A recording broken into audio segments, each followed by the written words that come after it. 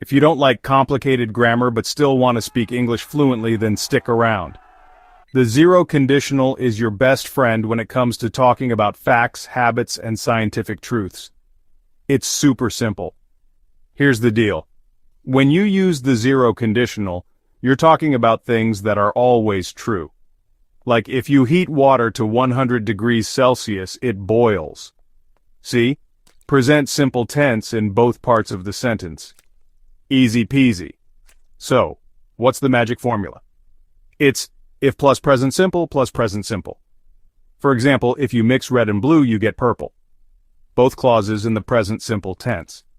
Why use the zero conditional?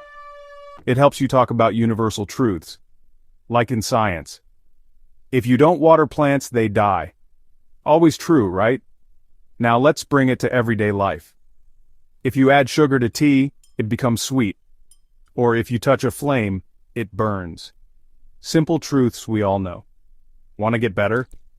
Try describing the rules and facts around you. If you throw a ball up, it comes down. Easy, right? Relate it to your daily life and practice.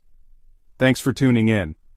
If this video helped, like, subscribe, and share your zero conditional sentences in the comments. Keep practicing and see you in the next lesson.